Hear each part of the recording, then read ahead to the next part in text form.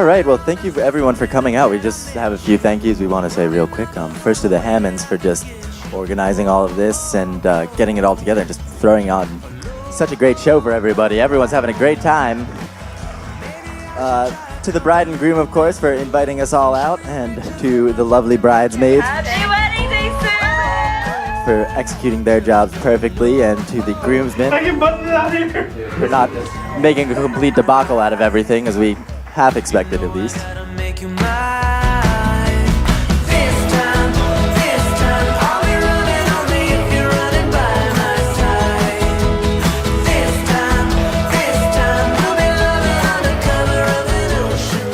Well, thank you all for being here. As the Hammond family, my parents will know, and they know this story well, I'd always wanted a little brother. And when my mother was pregnant, I was convinced I was about to get that little brother. I even had a name for him. His name was Brian. Brian and I were going to do a lot of fun things together. We were going to play Legos, watch Star Wars. And you know, my mom, went into labor, went to the hospital. I was very excited. And then, they came home in October of 1983, not with a Brian, but with Susan. I got a little sister. I'm so glad I was in your wedding, because I was even shaking walking down the aisle at your wedding. I'm just gonna be screwed. You know I gotta make you mine. This time, I'll be running only if you're running by my side. One of the most amazing traits about my brother is how inclusive he is towards everyone he loves, and just how he shows how much he loves everyone that he does. He's just always made me, as his brother, feel so loved, so included, and I always looked forward to the day where I would grow up enough to hang with him and to see this day, and now that it's happened, it's just the greatest thing ever. And we're so happy that he's met such a lovely lady in Susan, who shares so many traits that he does, and so the two of them just really complement each other like that.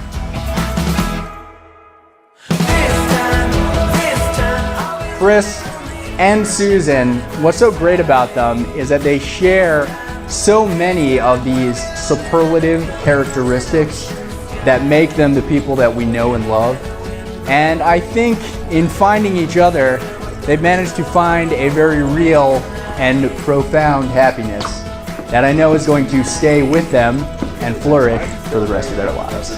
So with that said, I'd like to propose a toast to Chris and Susan. To a happy life together, all of us love you. Okay. Hear, hear.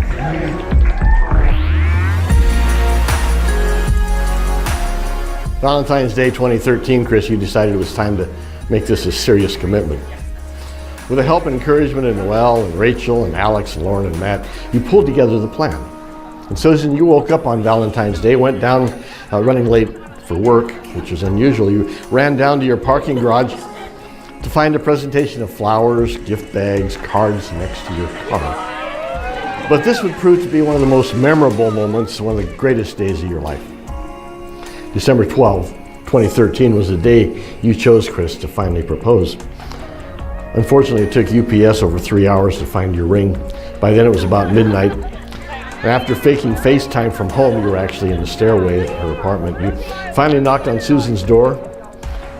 Having totally surprised her, you dropped down on one knee, and there in the entryway, you asked Susan to be your wife. I think the answer was yes. Like most younger siblings, she spent all of her life really looking up to me and emulating me, and much to my annoyance as the oldest, fiercely independent, fiercely wanted to be my own person, she just wanted to do all the things I did.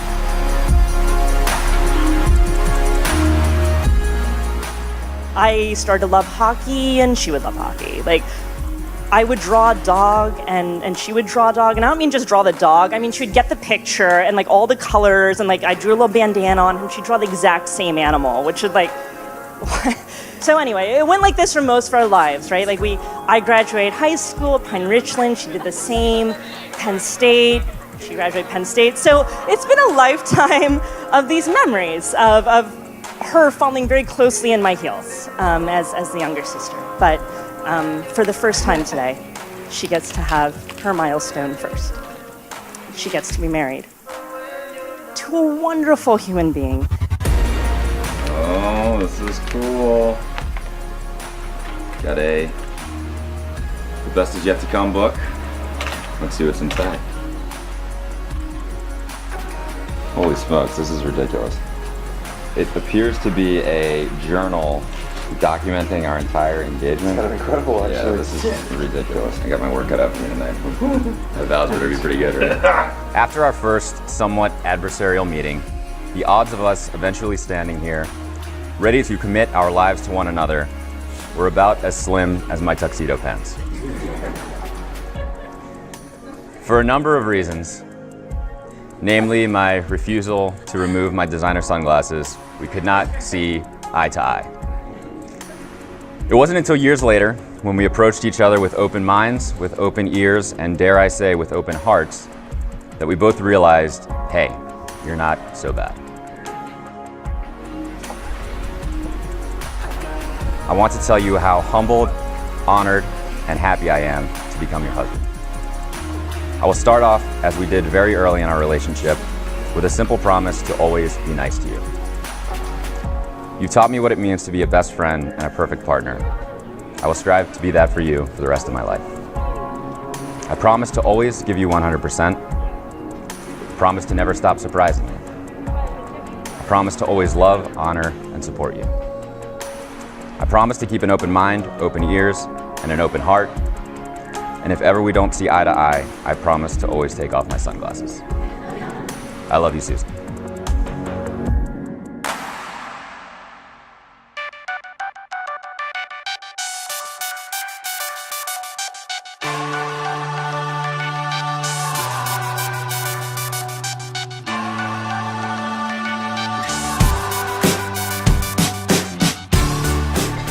It seems only fitting that exactly 1 year ago today, we were celebrating the end of an era as I was closing the 7.5-year chapter of my life in DC. And today we begin a new chapter as husband and wife. So I may have dreamed about you for 29 years before I saw you, or in our case, re-saw you. But you were and are every bit worth the wait. With you by my side, I know that the best truly is yet to come.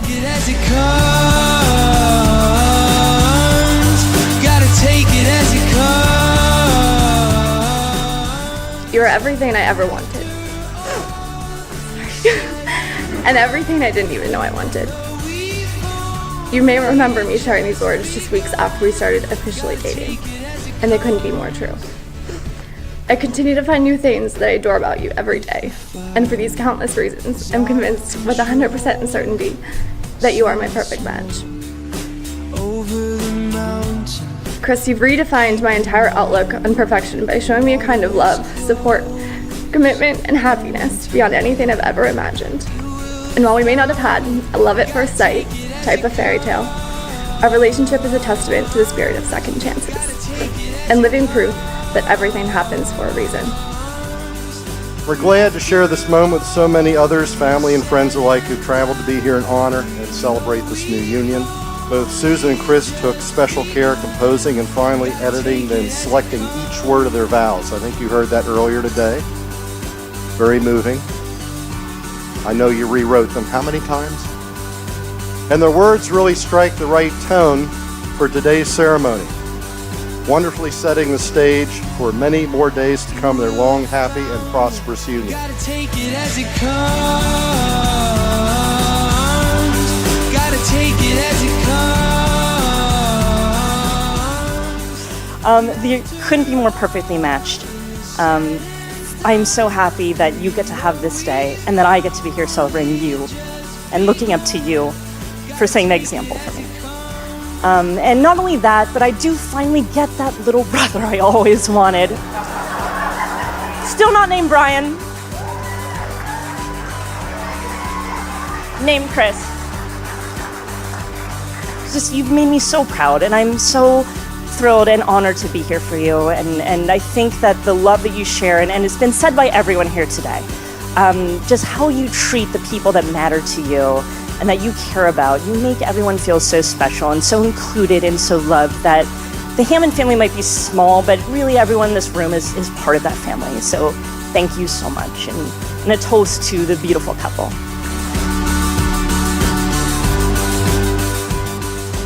John Lennon once said, a dream you dream alone is only a dream, but a dream you dream together, now that is reality. That reality starts right now. Susan and Christopher, inasmuch as you each have expressed your desire to become the one in many, you carefully gathered together all your favorite people to be your witnesses. Before this great group of witnesses, and by the power vested in me by the District of Columbia, it's my privilege to declare that you are indeed husband and wife, and Chris, you may kiss your bride.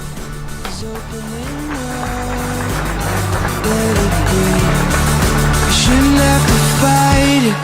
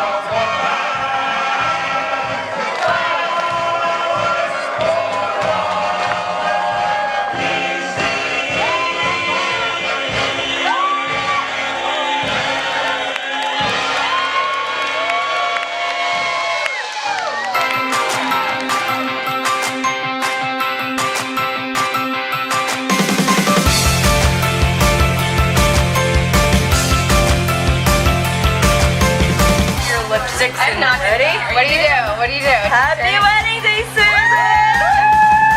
Okay, hold on. Wait.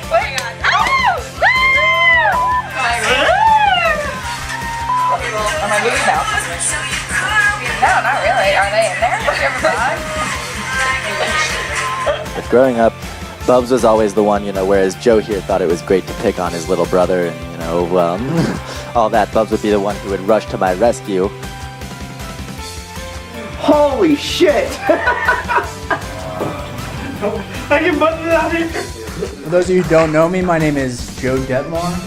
I'm the guy that my brother just threw under the bus unceremoniously.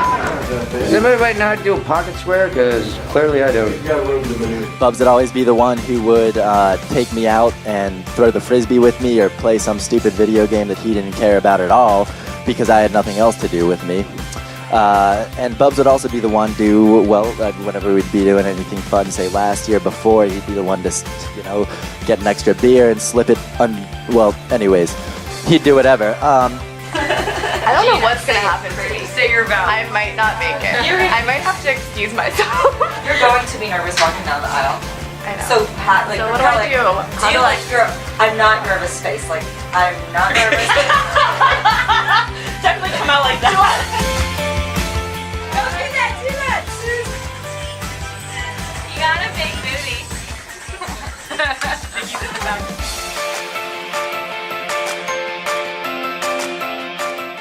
You have a bush between your legs. Sorry guys, sorry.